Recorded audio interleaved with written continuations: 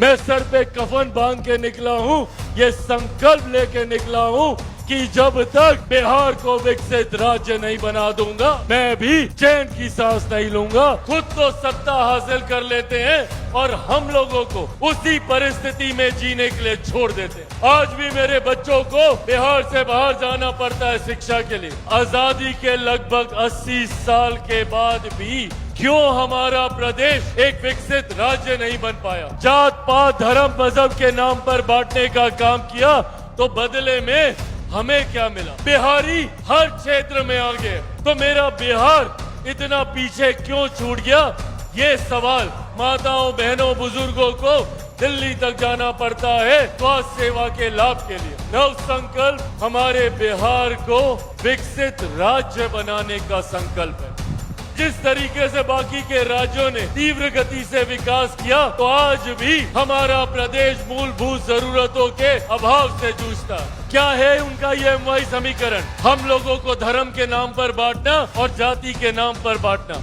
अगर हम युवा एकजुट हो जाएं, एकत्रित हो जाएं, तो बिहार को विकसित राज्य बनाने से कोई नहीं रोक सकता। बिहार बस बिहारी बस बिहार की हर समस्या का समाधान है। इस सभा की शुरुआत हम लोगों ने शाहबाद के आरा जिला से हम लोगों ने इसकी शुरुआत की।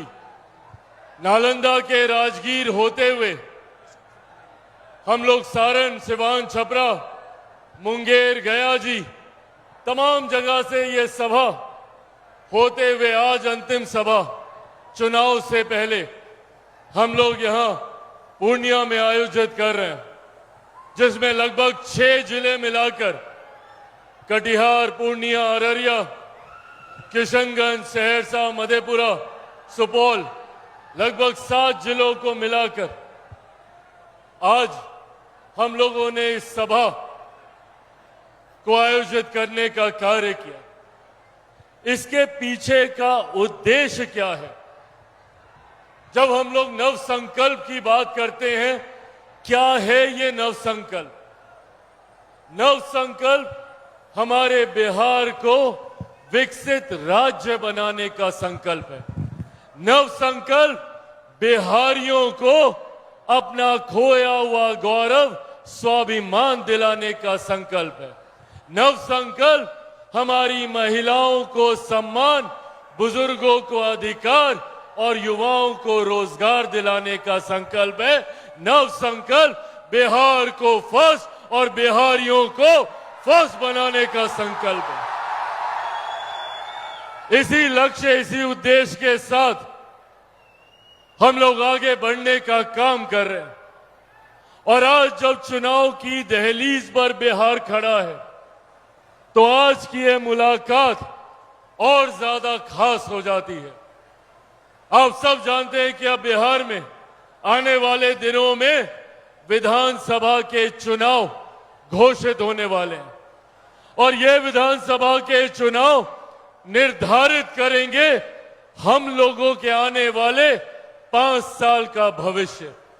और ये 5 साल हर व्यक्ति के जीवन में महत्वपूर्ण होते हैं।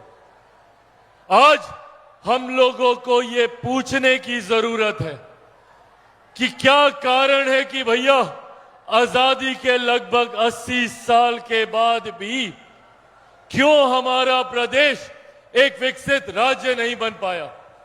जबकि भारत एक साथ आजाद हुआ, भारत के तमाम प्रदेश एक साथ आजाद हुए, तो क्या कारण है कि कहीं दिल्ली, बंबई जैसे चमचमाते शहर बने और वहीं हमारा बिहार जो आजादी के 80 साल के बाद भी आज भी एक पिछड़ा राज्य कहलाता है?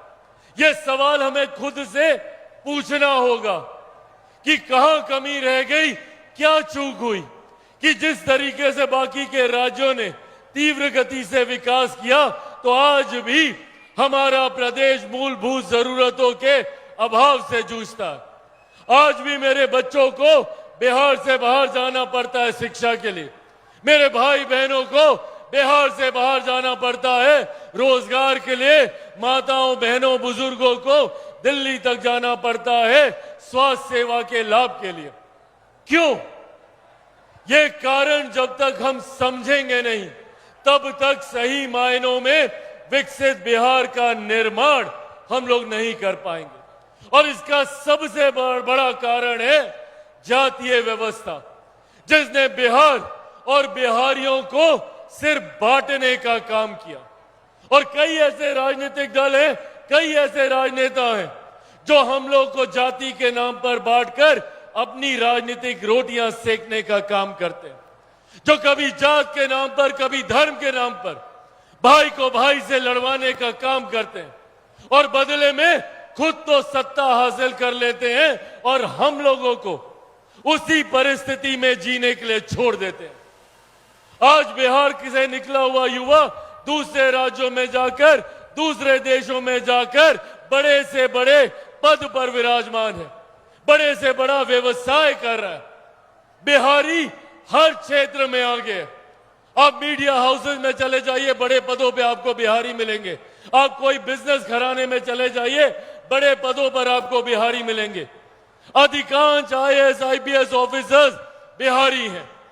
तो क्या कारण है जब बिहारी इतना आगे, तो मेरा बिहार इतना पीछे क्यों छूट गया? ये सवाल हमें अपने आप से करने की जरूरत है। हमें यह जानने की जरूरत है कि जिन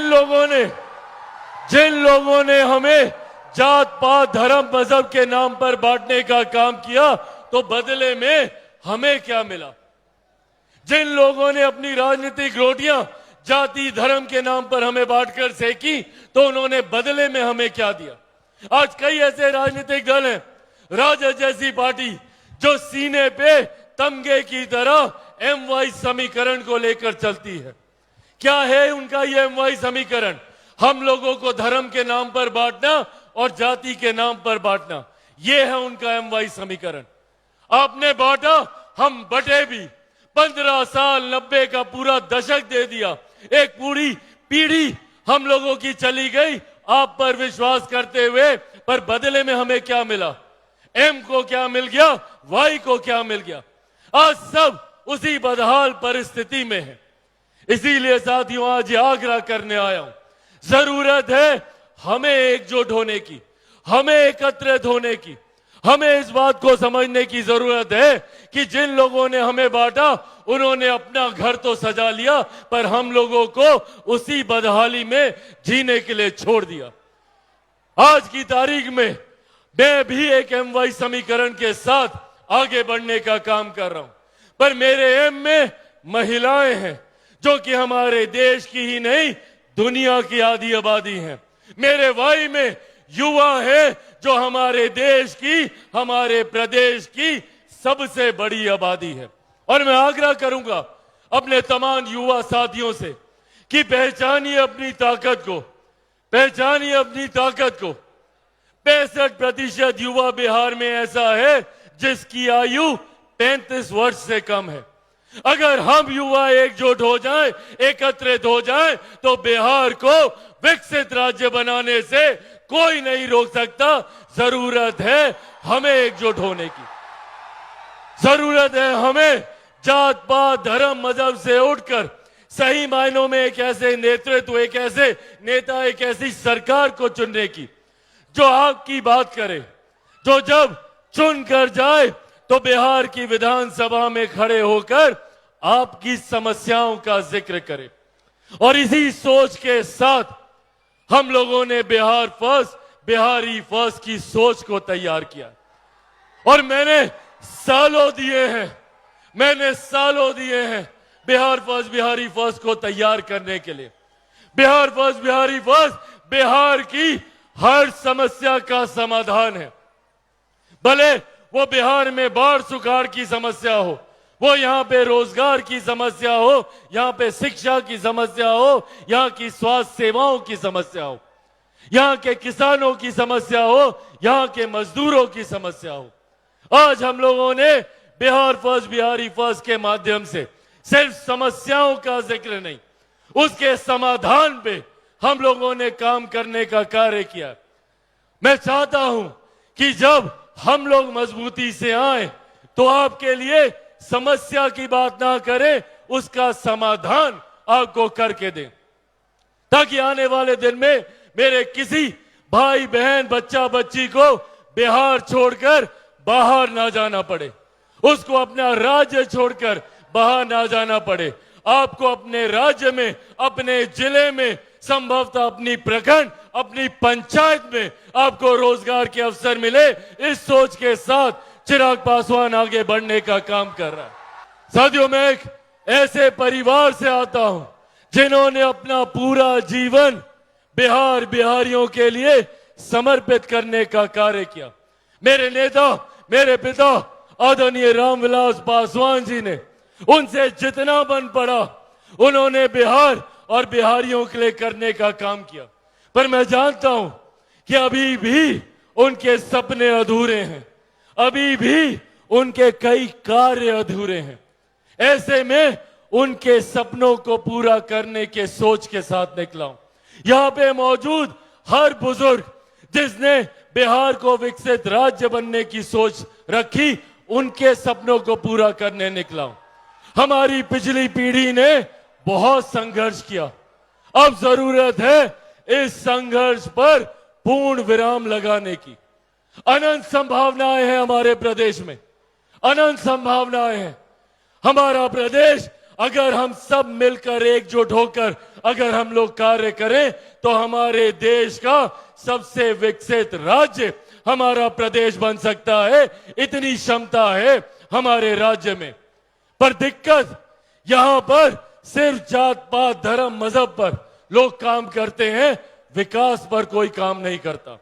इसीलिए साथियों, आज यहां आग्रह करने आया हूं।